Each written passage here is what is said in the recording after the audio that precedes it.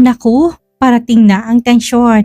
Nagbabalik ang ating bida bilang si Yaya Aurora sa bahay ng ex niyang si Morgan mula sa maarteng pagpapatapilok para makuhang si Patya at manggigil si Candice hanggang sa pagdadala ng matitinding lihim. Todo drama at resback ang hatid niya. Pero hindi lang yan dahil habang nagpaplano siya ng kanyang grand reveal, ang hindi niya alam may dalawang maliliit na stowaways pala na nakatago sa trunk ng kotse niya. Anong mangyayari ngayong unti-unti nang nagtatagpo ang nakaraan at ang kasalukuyan? Simulan na natin. Rebecca POV. Hindi pa humuhupa ang galit ko. Nakatayo pa rin ako sa harap ni Candice. Hingal pa. Ready pa siyang sampalin ulit ng paulit-ulit. Pero biglang may boses na umalingaw-ngaw sa likuran namin. What's happening here? Muntik na akong mapatalon sa gulat. Si Morgan, nag-freeze ako. Then, mabilis na kumilos ang utak ko. Damn Rebecca, think. Imbis na sampalin si Candice, bigla akong napaatras at nagpatapilok kunwari.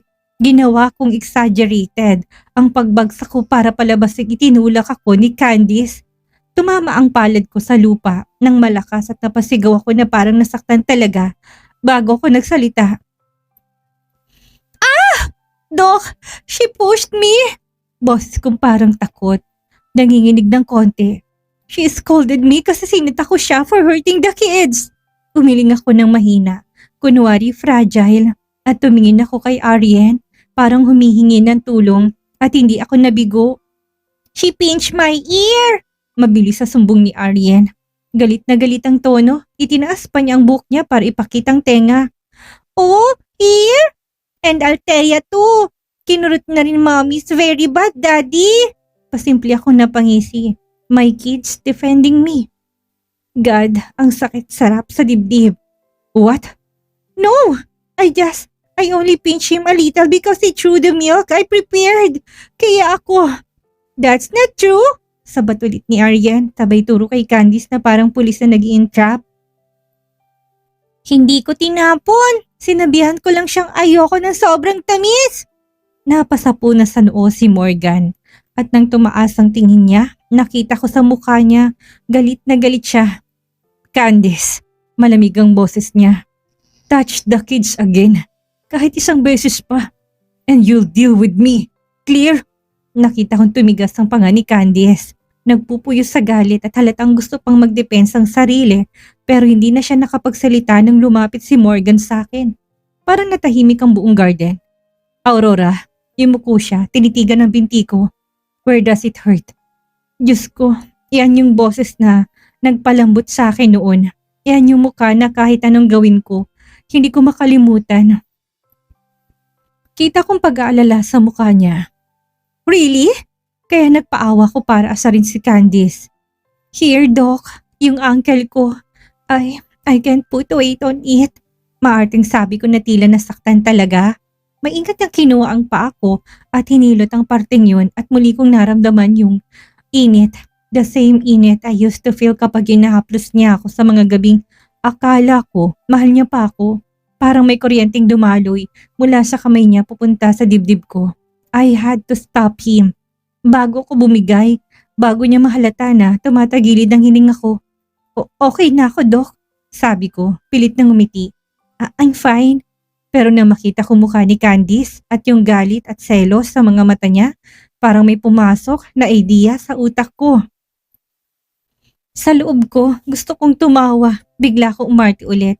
Nilagyan ko ng sakit ang boses ko parang pipiyok. I can't walk properly, Doc. Paglingon ni Morgan sa akin, kita ko kaagad na nag-shift ang mata niya. From annoyed to concerned and before I even realized it, binuhat niya ako as in full-on bridal style. Nakita ko mukha ni Candice at Diyos ko, worth it lahat. Para siyang sasabog, para siyang niluto sa sariling galit niya. At habang nasa braso ako ni Morgan, ramdam kong tibok ng dibdib niya at ramdam ko rin ang pag-igting ng panga niya. Hindi ko alam kung galit ba siya kay Candice o may nararamdaman siyang kakaiba nang hawakan niya ako. Pero isang bagay ang sigurado. This time, may hawak akong laban narinig ako na pamura sa inis si Candice sa likod. Inside I smiled. Bahala ka, Candice. You mess with the wrong kids and the wrong mother. And now, you get to watch the man you want carry the woman you hate the most. Tinawag ko sina Althea at Arjen. Come here, baby. Lumapit sila at parehong kapit sa laylay ng t-shirt ni Morgan. Kita talagang pulang-pulang tenga nila. Nakita ko na mas lalo pang kumuyom ang panga ni Morgan. Halos gumuhit ang ugat sa sentido niya. At hindi ko maitagong tuwa. Good, mas lalo siyang nagagalit. Kumikpit pang pagkakahawak ko sa braso niya habang naglalakad kami papasok. Ramdam kong tensyon sa bawat takbang. Para bang kahit na anong segundo, puputok na siya. Pagkapasok namin, dahan-dahan niya akong binaba sa sofa. Lumuhod siya kaagad sa harap ko. Hawak ang paa kong kunwari ay masakit. Aurora, where exactly does it hurt? Tanong niya, seryoso, mababa ang boses.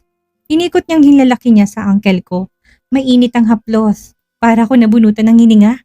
Damn, this brings back things I don't want to feel. Mabilis kong inatras ang paa ko. Doc, unahin niyo po sila. The kids. I'm fine. Tumayo siya, tumangot nilapitan ng mga bata. Inangat niya ang buhok ni Althea. Tinignan ang tenga. Napahigpit ang hawak ni Aryan sa damit niya. Candice did this? Malamig yung tanong. Yes po. Diretsong sagot ni Althea. Walang takot. She pinched us. She hurt us. We didn't spill anything. She lied. Ayaw naming inumin yung milk dahil ang pangit ng lasa. Sobrang tamis. At dun siya nagalit. Mas lalong tumalim ang mga mata ni Morgan. Perfect. Ako ang bida at kontrabida ngayong araw. Kaya sinamantala ko. Doc, kanina pa po niya inuulit-ulit. I tried to stop her, pero nagalit siya lalo. Soft kong sabi at halos paawa, pero may kurot ng totoo at drama. I don't know why she hates the kids. Dan biglang may nagsisigaw mula sa likod. You shameless woman! Si Candice. Halos mawasak ang katahimikan ng buong bahay sa lakas ng sigaw niya. Galit na galit. Parang handang pumatay. Mahigpit na nakakuyong ang mga kamao niya. Umusad siya paabante. Pero mabilis na pumagitna si Morgan. Parang kidlat. One more step and you'll be out of this house. He warned dangerously. Halos dumagungdong ang boses sa buong sala. Touch Aurora and you will deal with me. Halos lumuwang mga mata ni Candice sa gulat sa sinabi ni Morgan. Nagtakip ng bibig ang ilang katulong na lumabas mula sa gilid. Pati sina Laura at Sister Fatima, gulat na gulat. Agad na lumapit para tignan ng mga bata. Ako, halos mapangisi kasi nakita ko sa mata ni Candice yung unti-unti niyang pagkabasag. Yung galit na hindi niya mailabas dahil lahat, pati mga matatanda nakatingin sa kanya na parang siya ang kontrabida. Exactly what I wanted. Nakaupo pa ako sa sofa, kunwari mahina at nakakaawa. Pero sa loob-loob ko, victory at habang ginagamot ni Laura, ang tenga ng mga bata, nakita ko nanginginig na sa inis si Candice. I almost laughed. She had no idea. I was only getting started. At si Raul, malapit na.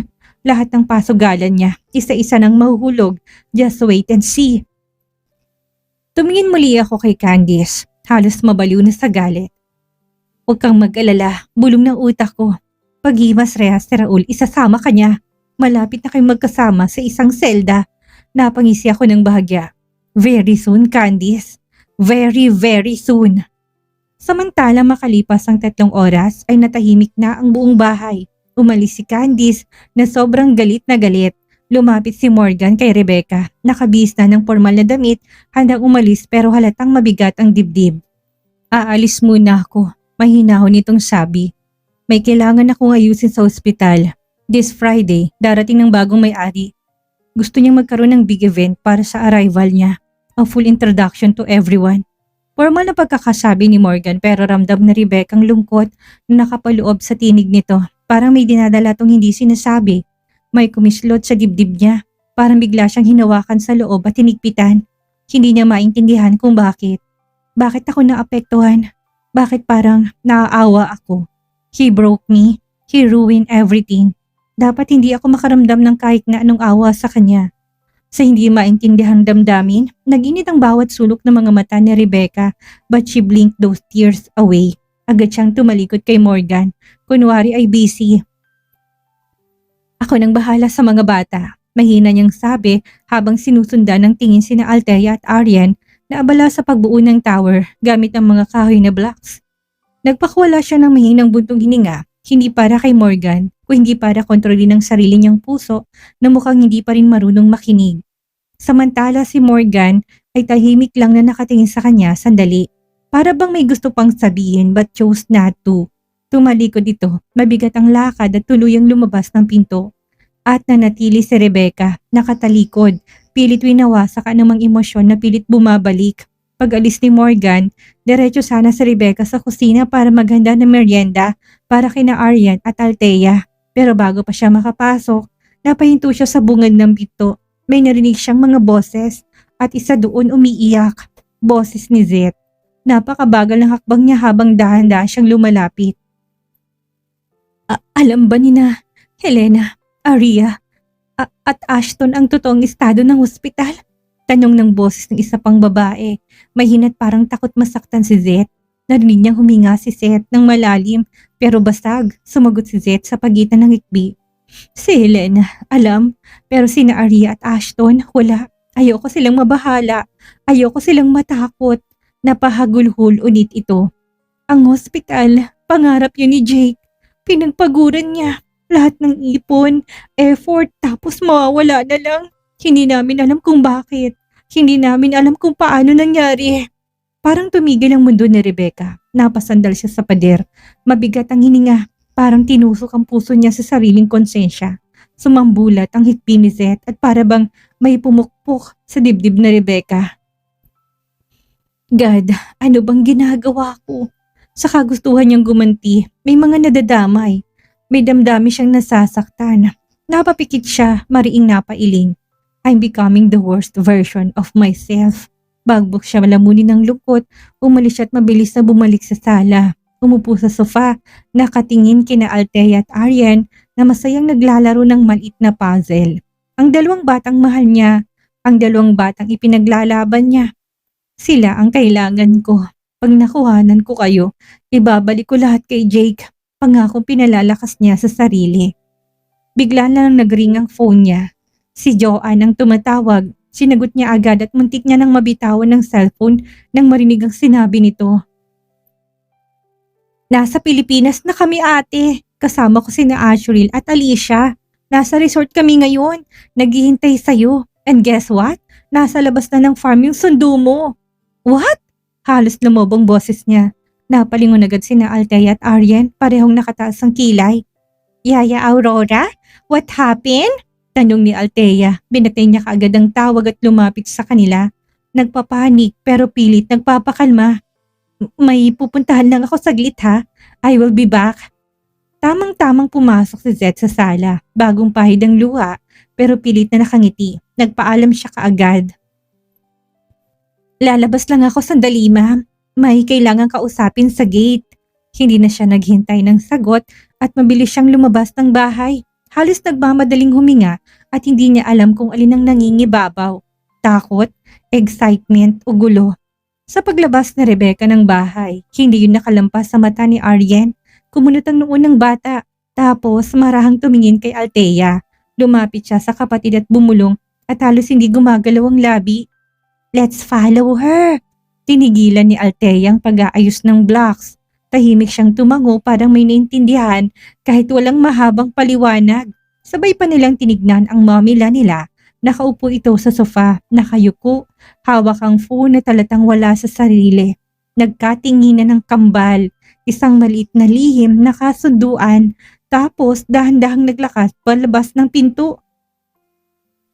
Pagdating nila sa labas, nakita nilang Yaya Aurora nila na nakasandal sa bukas na bintana ng sasakyan. Ramdam ang tensyon habang kausap niyang lalaki sa loob. Please Rebecca, sumakay ka na. The kids are crying. Hinahanap ka. Saglit lang tayo, giit ni Marlon. Halatang frustrated pero maingat pa rin. Napabuntong hininga si Rebecca. Hindi malaman kung tututol ba o hindi pero nang marinig na, umiiyak ang mga bata sa video call na pinapakita. Unti-unti siyang tumango. I'll just tell them I need to step out. Babalik din ako kaagad. Pagbalik niya sa loob, mabilis siyang pumunta sa sala. Ma'am, I need to leave for a few hours. May emergency sa anak ko. Nagangat ang tingin si Zeth, namumugto pa rin ang mga mata. Sige, Aurora. Basta babalik ka ha? Yes, ma'am. Mabilis sa sagot ni Rebecca. Hindi na siya lumingon pa sa pinaglalaroan ng kambal. Ayaw niyang makita sila. Ayaw niyang mas mahirapan pang umalis. Sa labas, hinihintay siya ni Marlon. Pero hindi nila alam, sa gilid ng sasakyan, nakasilip si Althea. Tumingin siya kay Arjen sa kadahan-dahang hinawakan ng trunk. Kaya mo? Bulong ni Arjen. Tumango si Althea. Inangat niya ang trunk at sa swerte nila, hindi to nakalak. Parang nagliwanag ang mukha ng kambal. Sabay silang sumilip sa maluwag na loob. Let's go! Bulong ni Althea. Excited. Pumasok silang dalawa. Dahan-dahang gumapang papasok. Tapos sabay pa silang nagtakip ng bibig para hindi matawa ng malakas. Nagkahagikikan pa sila para bang naglalaro lang ng secret mission. Hindi alam ng kahit na sino na may dalawang malilit na stowaways ang nasa likod ng sasakyan. Handa nang sumama kahit saan dalhin ni Rebecca ang sasakyan. At sa harap, walang idea sa Rebecca na sa pag-alis niya, may dalawang pusong ayaw magpaiwan sa kanya. Umuusad na ang sasakyan nang huminga ng malalim si Rebecca. Unti-unti niyang tinanggal ang wig, ang makapal na powder at ang salamin. Ang init ng foundation, ang lagkit ng fake freckles, ang hapdi ng glue sa gilid ng wig. Lahat yun parang paalala kung gaano kahirap magtago, magpanggap, kuminga bilang hindi siya. Ngayon kahit na ilang oras lang, she can breathe. Napapikit siya saglit. Hinayaan ang malamig na hangin mula sa aircon na dumampi sa tunay niyang balat. Nakahinga na siya ulit. Napangiti siya nang maalala si Asriel at Alicia. Ang tawa, ang amoy ng buhok nila pagbagong ligo, ang higpit ng yakap kapag scared sila. God, she missed them. Sobrang miss. At sa isip niya, hindi nawala sina Aryan at Althea. Kaagad na sumingit yun sa puso niya. Mas masaya kung kasama silang apat. Mas buo, mas masaya. Malapit ng mga anak, sabi ng isip niya. Malapit na tayo maging buo. Sa loob ng trunk, madilim, medyo mainit pero hindi yun naging hadlang sa daldalan ng kambal. Althea, are we going to the moon? Bulong ni Aryan, nakadikit ang kamay sa trunk door. No, I think we're going to find Yaya, sagot ni Althea. Proud na proud sa naisip niya. Pero bakit si Yaya aalis? She said she will just go outside. Maybe she forgot us. Mahinang sagot ni Althea. Nakakunot ang noo. Hindi nagustuhan niya ni Arjen. No, Yaya loves us. She always hugged me first before Althea. Napataas ang kilay ni Althea. That's not true. She hugs me more. Hindi, ako muna. Ako. Napahinto sila sandali at parehong nagpout sa dilim. Maya-maya si Aryan ang unang bumulong ulit. Althea, do you think Yaya will be happy to see us? Tumango si Althea at masigurado ngayon. Yes, she smiles when she sees us. Maybe she will smile very big, like this, oh. Ginawa ni Aryan ang pinakamalaking ngisi niya kahit walang nakakakita. Tumawa si Althea ng mahina. Tigyawatin ka niyan kapag laki mo. Nagkatawanan silang muli. Mahina lang pero puno ng excitement. Habang umaandar pa rin ng sasakyan, narang hinawakan ni Marlon ang kamay ni Rebecca. Rebecca, Anya, eyes focus on her. How are you? Kumusta ka doon sa bahay nila Morgan? How did they treat you? Napatingin lang siya sa bintana at sandaling natahimik. Hindi niya pwedeng ikwento kay Marlon ang lahat ng narinig niya sa loob ng bahay, lalo ng mga salitang tumama sa puso niya. Kaya pinilit niyang huminga ng malalim. So she forced a smile. Okay naman sila. They're fine. Mabait si Zeth bukod kay Candice at mga anak ko, Althea and Aryan. They're adorable. Bigla namang nagliwanag ang mukha niya habang nagkukwento. The shift was natural. Parang biglang sumabog ang saya sa boses niya. Si Aryan, grabe. Ang kulit at sobrang pasaway. Lahat ng bagay gusto niyang hawakan. Gusto niyang malaman. Tapos si Althea, sobrang sweet. Napangiti si Marlon, proud sa nakikitang saya sa mga mata niya. Masaya ako para sa'yo, Rebecca. Thank you, Marlon. Miss na miss ko na sila. Gusto ko na silang makasama ulit. Hindi lang bilang yaya. Napalunok siya. Excitement at lungkot magkahalo. Gusto ko na silang mayakap bilang nanay nila. Hinaplos ni Marlon ang likod ng kamay niya gamit ang hinlalaki. Steady and reassuring. And you will, aniya softly. Pero buo ang tiwala. Malapit na, Rebecca. This Friday tapos na ang takbuhan. Tapos na ang pagtatago. The big event is for you. For your return. For your truth. Biglang nawala ang ngiti niya. Parang may gumuhit na kaba sa dibdib niya at hindi yun maitago sa muka. Hey, bulong ni Marlon, leaning a bit closer. You don't have to be scared. You survived far worse than this. And this time, you're coming back stronger. You finally get your life back. At makukuha mo na rin ang mga anak mo. No more disguises. No more lies. Napabitaw siya ng mahinang buntong hininga. Halatang tinatamaan sa bawat salitang sinasabi nito. Thank you, Marlon. Mahina niyang tugon. For being here. For not leaving me. You don't need to thank me. Sagot ito agad. Nandito ako kasi gusto ko nandito. You deserve someone in your corner and I'm not going anywhere. Habang nagpapatuloy ang biyahe, unti-unting bumagal ang takbo ng sasakyan pagpasok sa resort grounds. Humintong sasakyan sa parking space. Excited siyang makitang muli ang mga anak. Inalalay ni Marlon si Rebecca pababa ng sasakyan. May ingat ang pagkakahawak niya sa braso nito habang naglalakad sila papunta sa rest house. Paglapit pa lang nila, agad silang sinalubong ng mga tauhan at nabigay ng magaan na yuko ng respeto kay Rebecca. Sa harap ng rest house, tanaw niya na kaagad si Joanne. Nakangiti ng malawak. Nandun din si Jaden at Jake. Parehong naka-cross arms. Masayang makita ulit ang ate nila. Nasa gilid ng mag-asawang Turner. Nandito rin si Mia. Nakaakap sa braso ng asawa nitong Amerikano. Napangasawa nitong isang taong pinagkakatiwalaan mismo ni Mrs. Moore. Pareho silang ngumiti nang makita si Rebecca. Pero sa gitna ng lahat, may hinahanap pa rin ang mga mata ni Rebecca. Hindi niya makita sina Asriel at Alicia. Bahagyang kumunot ang noon niya. Nagtataka kung nasa ng dalawang anak. Nang maramdaman ni na Aryan at Althea, nagtuluyan ng huminto ang sasakyan, mabilis silang nagkatinginan. Dahan-dahan nilang itinulak ang trunk hanggang bahagyang bumukas iyon. Nang makita nilang walang nakabantay, maingat silang bumaba. Nag-alalay pa sa isa't isa kahit halos sabay naman silang tumalon. Paglapag nila sa lupa, nagtawanan silang dalawa, muffled giggles na parang may lihim na misyon. Althea, dito na tayo! Bulong ni Aryan. Hawak pa rin ang kamay na kakambal. Nagkibit balikat si Althea. Siguro? Ang laki dito! Sagot ni Althea, hindi maitagong amazement. Naglakad silang magkahawak kamay at parang kabisado nilang lugar kahit hindi naman nila alam kung saan sila pupunta. Hanggang sabay na lumaki ang mga mata nila sa harap nila. Isang malawak, kumikislap na karagatan. Nanigas silang pareho. Halos napanganga. Ilang segundo lang at sabay silang humugot ng hangin tapos sabay din ang hiyaw ng tuwa. Si! Aryan! Si! Sigaw ni Althea at walang kaabog-abog na hinila nitong kamay ng kakambal. Tumakbo sila papunta sa dalampasigan. Umaalo ng tawanan nila sa hangin. Barefoot na tumakbo si Althea habang tinatakpan naman ni Aryan ang bibig niya mula sa sobrang tuwa. May nakasalubong silang ilang staff. Pero dahil kamukha nila sina Asriel at Alicia, walang nagtanong. Careful kids, sabi ng isang attendant. Akala niya sina Asriel at Alicia lang. Yes po, sagot ni Althea kahit hindi niya kilalang nagsalita.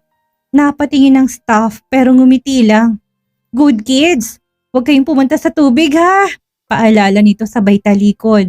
Patuloy na tumakbo ang dalawa, hawak kamay. Tuwang-tuwa na parang nakawala sa hawla. Mula sa pa-showbiz na drama ni Rebecca, para lang maisa ng kontrabidang si Candice, hanggang sa nakakatuwang taguan ng kambal sa trunk ng kotse. Talagang nakakaloka, hindi ba? Pero bago tayo maghiwalay, tandaan natin, huwag mong hayaang lamunin ng galit ang puso mo.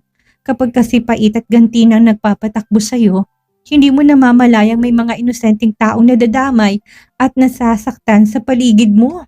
hanggang dito na muna ang ating kwentuhan. Abangan natin kung anong sasabog sa darating na kabanata.